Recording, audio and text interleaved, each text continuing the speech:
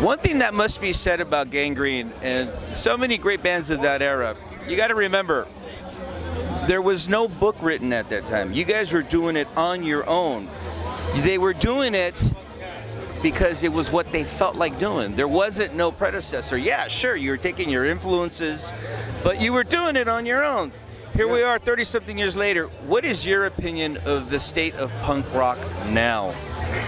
Is it still alive? No, it's not punk rock. It's what I was just saying, that it's a business.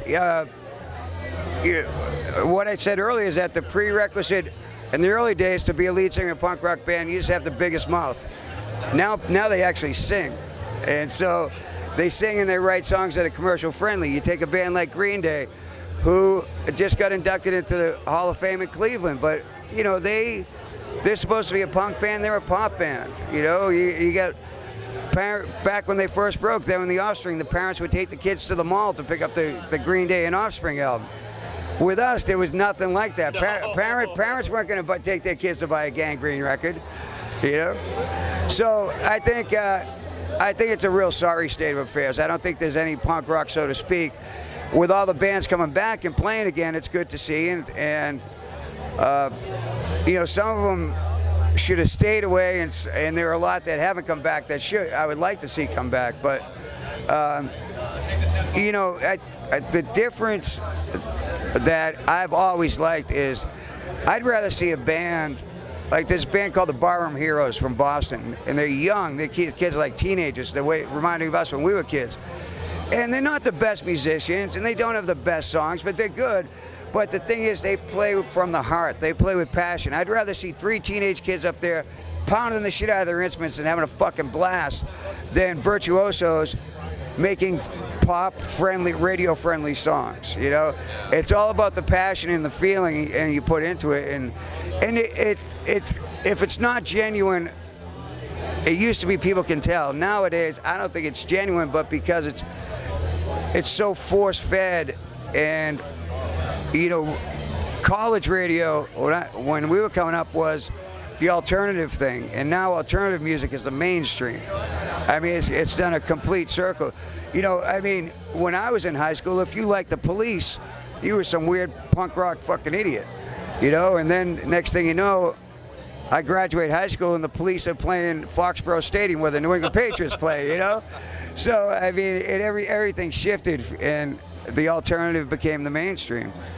You know, and let's talk about this. You got Tang Records right here. Yeah, let's talk about Tang. Yeah. You released a single on Tang. Talk to me about that. Well, the A side is called I Fear, and it actually has a couple of great recordings we spliced together with my wife. I didn't come home, and she was leaving these messages for me, and you know, saying I should have kicked your ass to the curb a long time ago. I should have, and those actually real recordings, but. The song's called the song's called I Fear, and the real fear is that when I get home, she's not going to be there. My real fear is losing her.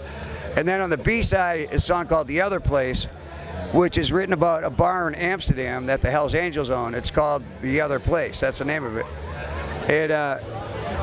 It's just a great place. It's one of my favorite bars in the world. I was the first customer there and the last customer there in the same day, without leaving. And they, That's and I mean, it's long and skinny, and they have a 1913 Harley Davidson stuck into the wall. It looks like some bikers picked it up and just slammed it. And then the Heineken comes through it, Harley Davidson V engine block, and they pour the drafts like this. The beer lines go through a Harley engine. It's a great place, man. Oh, that's on Tang, right? Yes, Tang. Yeah. Let me ask you this. When you think of your legacy and when you're writing new material, it's got to be intimidating, man, because let's go back here. Why don't we look at this? Yeah, Another Wasted Night. Okay. The first album on Tang. Preschool, which was some Tang tracks mixed in with the Bossa Nova Lace material.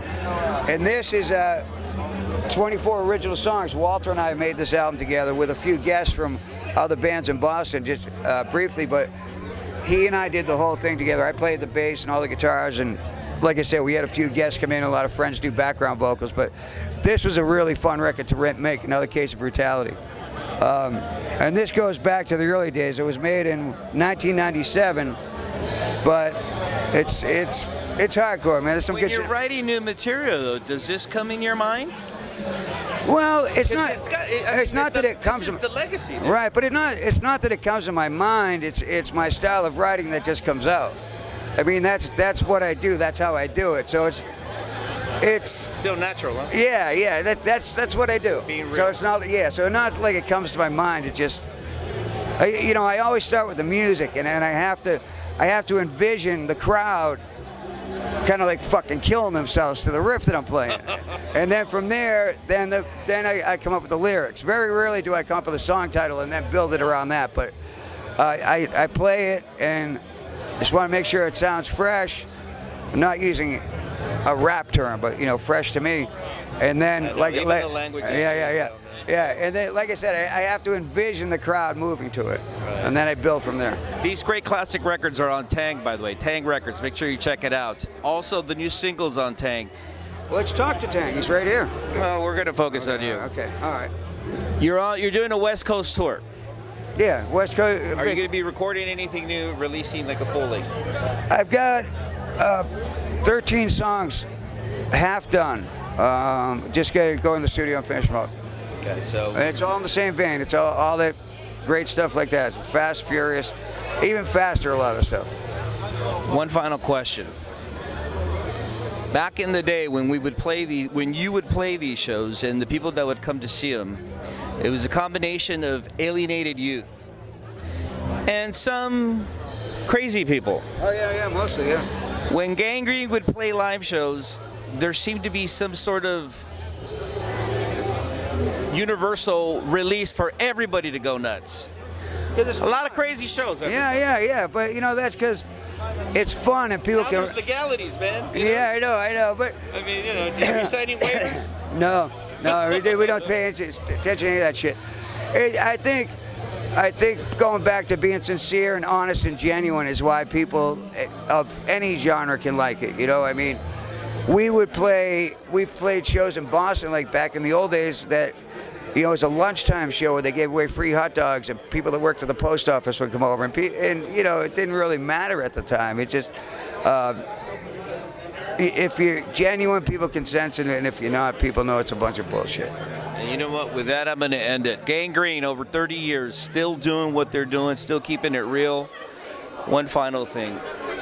I'm going to stand in the back because I have a back injury, but back in '84, You were right in the front. I was right up there. So thank you for bringing back all that energy, man. Thanks. Wait till you see the show now. You'll have fun. Cheers. Thank you very much. I appreciate it. Thank you.